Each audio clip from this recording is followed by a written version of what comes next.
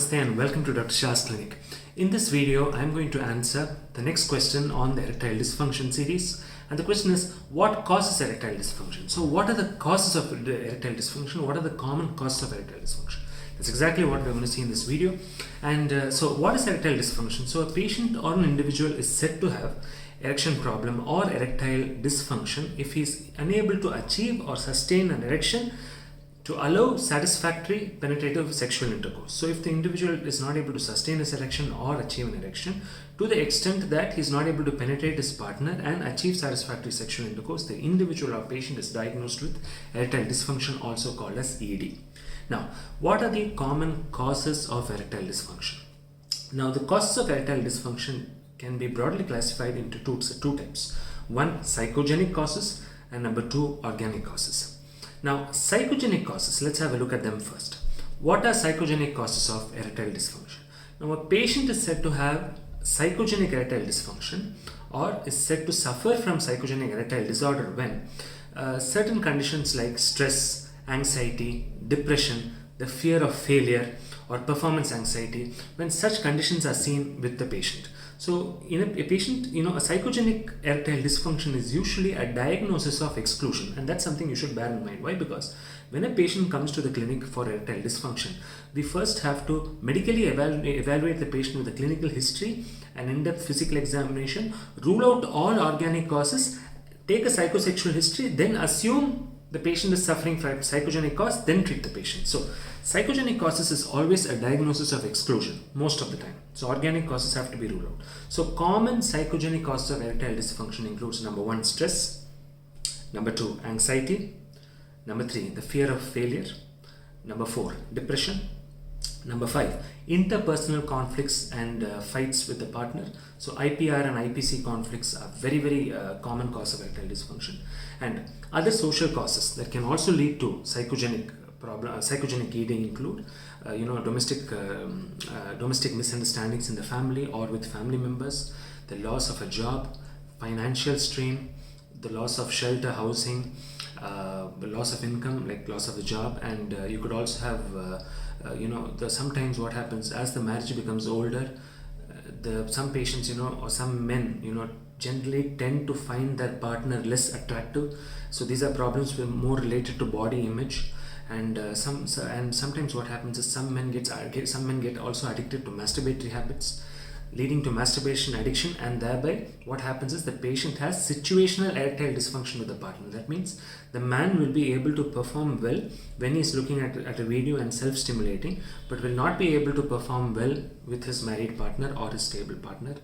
So psychogenic causes are usually very there are a very broad spectrum of causes that can lead to ED. So these are the common psychogenic causes of ED, and this is what we clinically elicit from the patient. Now, what about organic causes of ED? Organic causes of ED can be defined as all causes that lead to ED because of an underlying health condition.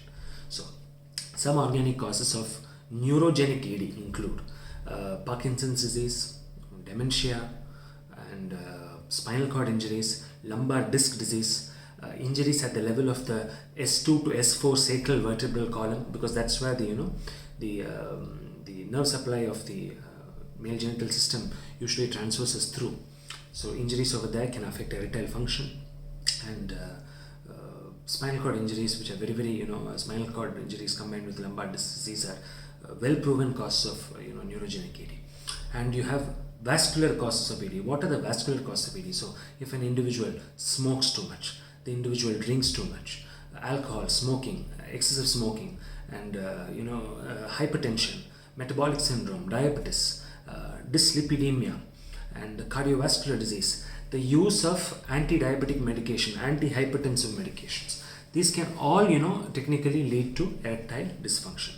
And what's very interesting is the triad of diabetes, hypertension, cardiovascular disease as well as erectile dysfunction is commonly seen in many patients, and erectile dysfunction is usually the first marker or the most silent marker of coronary artery disease. That means in individuals who are less than 40 or less than 50 years of age, when they develop ED, we have to assume or understand that they will develop coronary artery disease, or they will have a heart attack or a myocardial infarct 5 to 7 years from the point of diagnosis of erectile dysfunction. So these are all vascular causes of ED.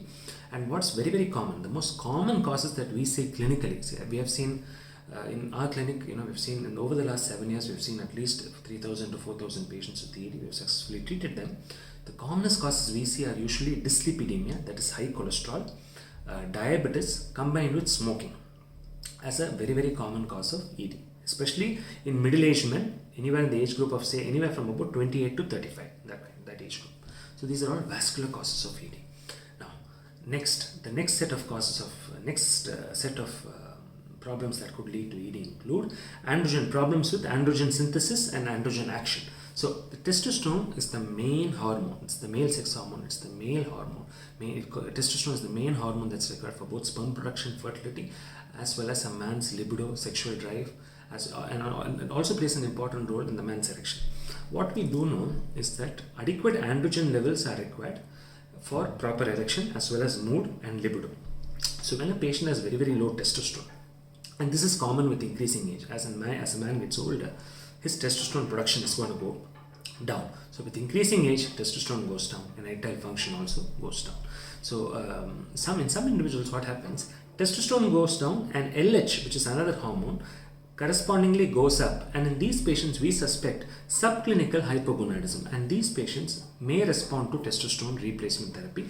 Although I am not a strong fan of testosterone replacement therapy, and its testosterone replacement therapy should not be given to all patients. It's important to understand is where there's a genuine testosterone deficiency, especially in clinical conditions like hypogonadotrophic hypogonadism, where the patient is not at all secreting testosterone. Severe erectile dysfunction is seen.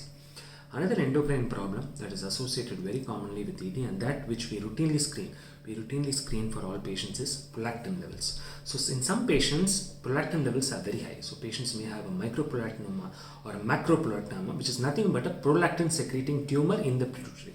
Now, when prolactin goes very high in the body, the erectile function is going to be inhibited in the male, and the patient is going to have ED as a result. So controlling prolactin with a medication called cabergoline will usually restore erectile function to normalcy in most men. And apart from this, iatrogenic causes of ED, which are basically caused by medical procedures, for example, radical pelvic surgery, prostate surgeries, Tourette surgeries, any surgeries that are done in the male reproductive system, or large-scale surgeries done in the male reproductive system, can cause erectile dysfunction. Especially radical pelvic surgery is associated with ED. Prostate surgery is also associated with erectile dysfunction. So these are all surgeries. And there are some medications which can cause erectile dysfunction. Common medications which cause ED include medications like antidepressants, anti-anxiety medication, antipsychotic medication, anti-epileptic medication, anti-seizure drugs, pain medications. And did you know that gastric ulcer medications that are basically proton pump inhibitors, or the drugs that you take to reduce gastric acidity, cause ED? Those drugs also cause ED. Non-steroidal anti-inflammatory drugs that are used for pain, chronic pain, also cause erectile dysfunction. Thiazide diuretics that are used in heart failure patients. Digoxin, again, it's an that's used for cardiac failure patients, causes erectile dysfunction. Not just that, medications that are used to treat hypertension, antihypertensive medication, also cause erectile dysfunction. So there are about 200 drugs that can itself cause erectile dysfunction. Drugs like statins that are used to reduce cholesterol definitely cause erectile dysfunction. There are a lot of studies. So even if we see patients in the clinic with high cholesterol, we put them on active lifestyle modifications. We never prescribe statins. So atorvastatin, rosuvastatin, these are all medications that can definitely cause erectile dysfunction, and there are studies for the same. So iatrogenic, and these are all iatrogenic come therapeutic causes of erectile dysfunction. So these what I've told you today is basically an overview of the various causes of erectile dysfunction. So if an individual has ED, we take a clinical history and try to rule out all these causes. So we spend about 15 to 20 minutes, even 30 minutes with the patient. We speak to them and we try to rule out all these causes. We take an in-depth clinical history. We try to focus and narrow down on the cause, and then we treat the cause. So that only then there will be a permanent solution to the problem. Otherwise, there's never a permanent solution. And the patient has to come in for treatments repeatedly again and again. I hope you found this video very, very interesting. Please share this video with all your friends and loved ones. I'll be making many more videos on erectile dysfunction. Please like, comment and subscribe. This is Dr. Shah. Vanakkam, Namaste, and see you soon.